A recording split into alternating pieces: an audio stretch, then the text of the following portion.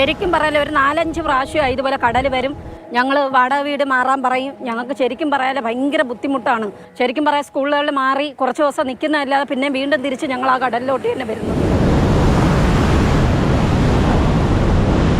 ഒരു കുടുംബമൊന്നുമല്ല, ഒരു വീട്ടിൽ തന്നെ 3 കുടുംബങ്ങൾ താമസിക്കുന്നവരുണ്ട്.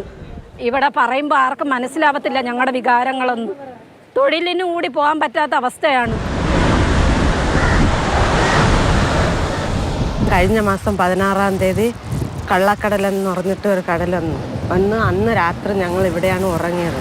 ഞാനും എൻ്റെ മക്കളും ഉറങ്ങി കിടന്ന സമയത്ത് ഈ രാത്രി ഈ കടൽ വന്ന് വെള്ളം കയറി ഈ മക്കളെയും കൊണ്ട് നിലവിളിച്ചിട്ട് ഞങ്ങളുടെ ഭർത്താവ് ഉള്ളത് രക്ഷപ്പെട്ടു.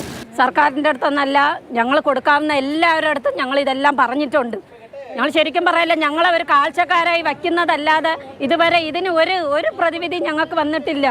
ഇപ്പം ഈ ഇടയ്ക്ക് കൂടി കടൽ കയറി പഞ്ചായത്ത് ഞങ്ങൾ അപേക്ഷ കൊണ്ട് കൊടുത്തതാണ്. ആ അപേക്ഷ മേടിച്ച് അവരെ മേശപ്പുറത്ത് വച്ചതല്ലാതെ ഇതുവരെ അതിന് ഒരു സൊല്യൂഷൻ കണ്ടിട്ടില്ലെന്നുള്ളതാണ്.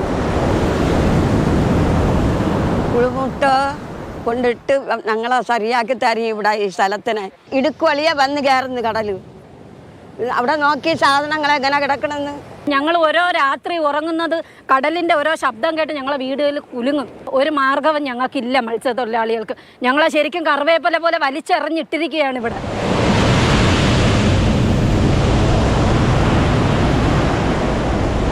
കുലുങ്ങിക്കിടക്കുന്ന ഈ വീടുകൾക്കപ്പുറം ഇനിയും മനുഷ്യർ താമസമുണ്ട്. സ്വന്തം വീട്ടിൽ സമാധാനമായി ഒന്ന് കിടന്നുറങ്ങുവാനുള്ള അവകാശം അത് മാത്രമാണ് അവർ ആവശ്യപ്പെടുന്നത്. രതീഷ് വെൺപകലിനൊപ്പം ജിബിൻ JB, മാതൃഭൂമി ന്യൂസ്, തിരുവനന്തപുരം.